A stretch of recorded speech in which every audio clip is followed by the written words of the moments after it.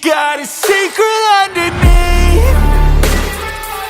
Yeah, she's this naughty little freak. She likes to put on a show. She likes when it takes control.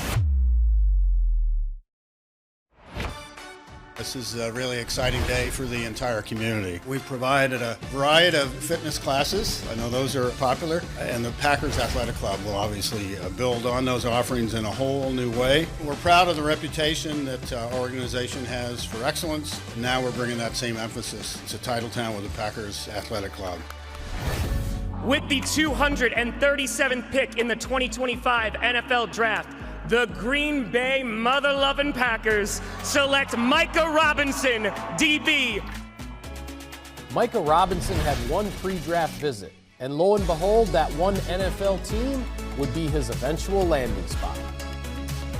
Sometimes it only takes one team to believe in you. Green Bay believed in me. I'm here now, and I'm here to give everything I got. 2 years ago, the Packers selected another cornerback in the 7th round, Carrington Valentine. Further proof the Packers know how to pick them late in the draft. I'm never going to forget, my draft experience ever. I'm going to make the most of it, and I'm just trying to build something behind my name. So, like I said, it don't really matter where you got drafted. It's just the opportunity you get and what you're going to do with it. Throws the left side, intercepted. Yes. Intercepted Carrington Valentine. A draft slot or a number next to your name is just a number, because every day you better have a chip on your shoulder in this league. Carrington, he has that chip on his shoulder. He has a workman-like approach, so that 7th-round tag on him is just a tag. Seeing this been done before, that always gives you more confidence. Just following those guys' footsteps, getting the trust from the veterans and things like that. Then getting the trust from the coaches, that'll allow me to get on the field and show what I can do. Oh, intercepted. Micah Robinson saw that from a mile away. Also said earlier in the hour that you feel nothing about the 2025 Dallas Cowboys. You just don't know yet. Correct. It's not good. It's not bad. You feel nothing. Rank your NFC North teams right now and how good you feel about their 2025, okay? Is that a good qualifier for you, Kyle? You got it? You feel warm fuzzies about the NFC North. Rank the teams accordingly. Isaiah, you are already done with your assignment, I'm done. so you go ahead. All right, here we go. I'm going to go with number 4 on my list. I'm going to go with the Chicago Bears. And they just have the most to prove out of any team in this particular division. And obviously they have a lot of juice right now with Ben Johnson coming in. There's a lot of excitement. Okay, but at the end of the day, they still have to go out there and produce. So that's why they're at the number 4 spot. At the number 3 spot, I'm going with the Minnesota Vikings, okay? And the Minnesota Vikings obviously have changed quarterbacks. We know what they're capable of doing. Their defense is solid. Their offense has been productive, but they have a new QB. So we have to wait and see, right? We have to wait and see exactly what young J.J. McCarthy's going to do. And then right here, the Packers. Obviously, we just finished talking about them. Jordan Love has done good things. LaFleur, those guys are always consistent. They're always in the fight. You're always going to find them in the playoffs. They're one of those sneaky teams that doesn't do anything necessarily flashy, but they're always going to be at the top of the league. And then my very last one, obviously, is going to be the Lions, okay? There's been a lot of change in Detroit, but you still got to go knock those guys off. They have a culture, they have an identity, and they have been consistent. Now, can they do it again without their offensive, defensive coordinators being in the mix? All right, Willie. Yeah, I'm gonna try my best with this. I'm horrible with paper, man. Can you see it? I'm gonna listen. Number 4, like I stated, J.J. McCarthy. I don't know who he is. There was a lot of questions about his knee. That's still yet to be proved. I think this defense has evolved, especially with Hargraves and other additions. And I like Brian LaFleur and how he gets after it. Number 3, I'm struggling with this paper. I've never seen a grown man struggle with paper. And then it erases. It's hard. The Bears, man, I love Ben Johnson. Hopefully he can really make Caleb Williams step up to the next level. They have all the pieces. Defensively, they have to be a lot more stout, but they are a question in the works. I got the Lions, man, like Isaiah stated. They have the pieces. They talk about Jared Goff. You talk about offensively. They're creative. They have the offensive line. Dan Campbell is going to have to step up and figure out, was the loss of Ben Johnson that significant? Can they really step up in a situation where they haven't taken a step backwards, where they can go forward? I love Jared Goff, but last 2 years, he just hasn't been able to get them over the hump and land in a Super Bowl, so that worries me. But number 1, this is the hungriest team in the division. That's the Packers. Go back, go. I love Jordan Love. I love Mike LaFleur. I love this defense. I think right now it's just a matter of time before they break open and land in the NFC Championship and win the game. Was there a toughest one you had, the one you were really battling about putting him in 4 or 3, like if the one that bothered you the most? Probably the Lions. Probably the Lions. Yeah, probably the Lions. Not as much. All right. Well, it's May 5th, Cinco de Mayo. So when we're in the post 100 humans versus fighting a gorilla world, I'm ranking the NFC North teams according to who would win in a fight, Jamie. Yeah. So I have 4. I have a Packer. That's a meat Packer. He's not doing much. A Viking, although a skilled warrior with spears and all that. Like, it's a very heavy here. And then I looked at a website called animalhype.com, and they say that the African lion would beat a grizzly bear. So this is my personal ranking. I even wrote the topic at the top there so as it's not misconstrued. We haven't seen these teams play a game in like 3 months. We'll see them in another 4 months. So this is the important list. And in the gorilla world, this is where I have the NFC North. It's a beautiful homage to Mike Leach, Kyle. We appreciate what you just did. Willie, I just had to check Wikipedia to make sure you didn't go to Utah State. What's up with you and the Packers, man? Are you a Jordan? Why are you such a Jordan Love guy? What is this? Because the tape don't lie. And obviously you guys aren't watching football. And the man is just delivered. This team has continued to deliver. And so as we sit here, we kind of say, the Packers are mid. I'm like, what are you talking about? Like the last 2 years, I've seen this team take the step after step. I've seen Jordan Love play through injuries. I've seen Jordan Love pretty much get canceled out before he even stepped on the field when Aaron Rodgers was at the helm. So now I'm looking at Matt LaFleur. I'm looking at this defense that's gotten better with Jai Alexander, Quay Walker. I'm looking at this offensive line that's probably one of the biggest in the league, dominate up front with the addition of Josh Jacobs, who had over 1,000 yards. I'm looking at this offense right now, continue to average 26 points a game. 20 to 28 points a game, 26 to 28 points a game, and yet we sit here like the Packers are some average team. I don't know what else you need to see. You needed them to beat the Detroit Lions, they did. You needed them to beat the San Francisco 49ers, they did. You needed them to get it done in Minnesota. Well, they lost to Minnesota, I get that. But overall, Jordan Love and company has showed up week after week, and trust me. This is personal. Why? Because in 2010, when the Steelers versus the Green Bay Packers in Dallas, we lost to Aaron Rodgers and the Green Bay Packers. So I'm not a cheesehead. I just recognize real and real recognize game. And that's where my heart is at right now. I don't know why y'all sit here and continue to look at Jordan Love as he's not that guy. When you talk about elite quarterbacks, he has elite level tape. Turn it on and watch it before you make an asinine comment as to where Jordan Love is and who the Green Bay Packers is.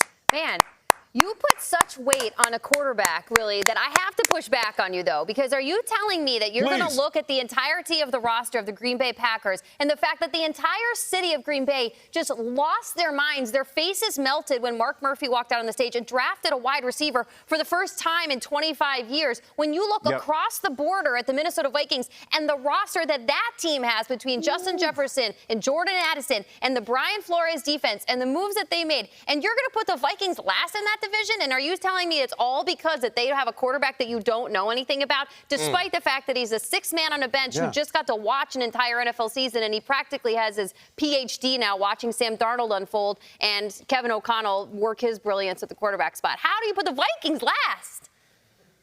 I put the Vikings last because J.J. McCarthy has a big question mark over his head, and so does that knee. I understand what he was in Michigan, but there was a legit conversation on bringing Aaron Rodgers in the building because they didn't feel like if he was going to be ready for the season. This OTAs in the spring for J.J. McCarthy is everything because bottom line is Aaron Rodgers hasn't signed anybody. He hasn't. He's still out there. Now, he's saying there's all arrows pointing that he may land in Pittsburgh, but there's a chance that he may land in Minnesota. That's still a legit option, and that's solely because they don't know who J.J. McCarthy is, and they have this offensive line. They have this Brian Flores defense. They have pieces, and you talk about Justin Jefferson. I get that. And listen, the reason Green Bay drafted a receiver is because Christian Watson's coming off of ACL. They don't want to lose that firepower, so I get that move. But overall, the Vikings are going to be the Minnesota Vikings until we figure out who J.J. McCarthy is. I know who Jordan Love is. I watched him the last 2 seasons. I watched him going to Dallas once again and drop bombs all over Dak Prescott on a 12-5 team a year ago. Now, I get right now they regressed a little bit. But overall, when you talk about who's the face of this franchise, that's Jordan Love. And so I have no questions about who the Green Bay Packers are. I have a lot of questions on who the Minnesota Vikings are solely because they don't have a quarterback and we don't know anything about J.J. McCarthy. That was very therapeutic. Hey, my name is Willie Beeman. I love the fact that you're standing 10 toes down for J. Love and the Green Bay Packers. Barefoot toes. The question that I have, literally 10 toes down, team no socks. I have a question for you that probably requires a whole segment, but I just need to know your quick answer, Willie. Just your instinctual question. Answer. is Jordan Love a top 10 quarterback in the NFL?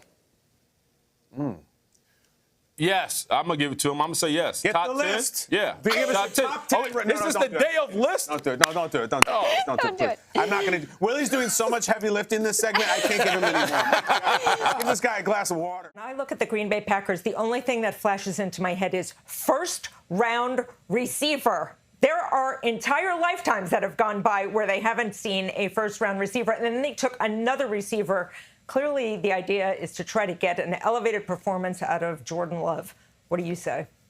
No doubt. They gave the people what they wanted at the draft, the draft being right there in Green Bay, Judy. So, yeah, it all starts and ends with Jordan Love. And we know he struggled last year. I think that injury really hindered him throughout the whole season. It never really looked like himself to me.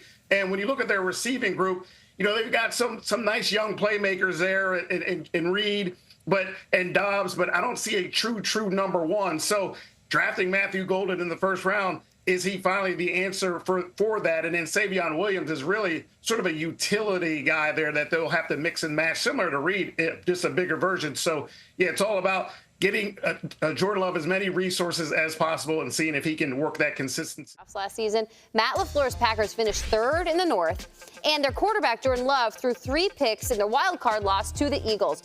Rough. LaFleur enters year 7, Jordan Love entering year 3 as a starter.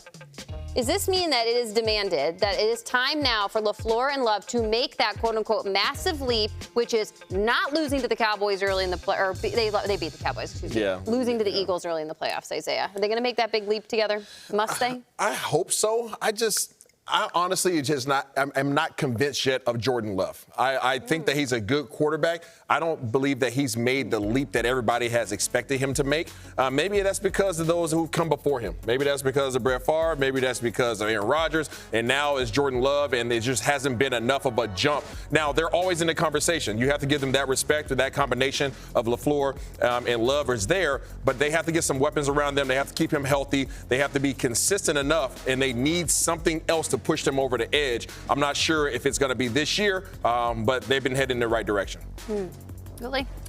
Yeah, I'm totally shocked by the answer. Jordan Love has evolved. I mean, go back to week 3 against the San Francisco 49ers where he dropped 4 touchdowns on the Niners. And by the way, he finished, this offense finished top 5 in the NFL. LaFleur has done a great job of evolving. Now, the goal is not to become stagnant. Last year, they were able to lean on the run game with Josh Jacobs and this offensive line. Now, the question for this Green Bay team is the defense, really. With this 4-3 scheme led by Jeff Hafley, can they continue to get after the quarterback and make plays in the back end? That has to be the goal. I love Quay Walker and what he's able to do. But overall, Jordan Love has arrived. The bottom line is when he gets to playoff time, can he go to all the way? And LaFleur has to continue to put more in the playbook where he can expand and get to a position where he's now considered one of the elite. I love everything about Jordan Love. He has the weapons. He has the run game. He has to win games. One of the games that broke my heart last year was the loss to Detroit and the Week 16 loss against the Vikings. Those are games they needed to win, and they weren't able to do so. But overall,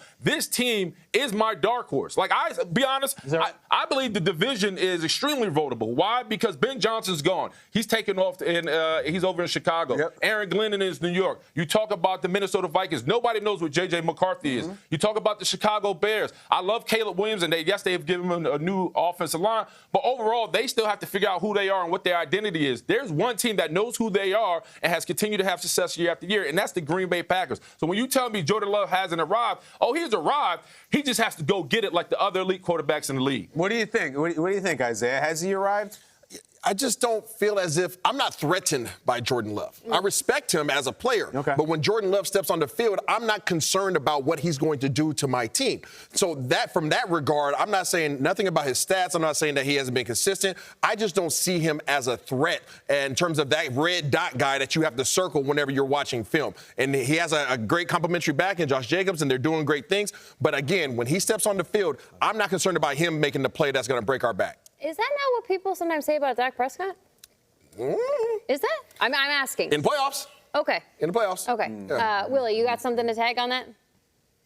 No, Kyle wanted to say something. I just am reminded of our old friend Jason McCourty used to always talk about this one quarterback who I'm not going to mention by name. He's currently in the NFC.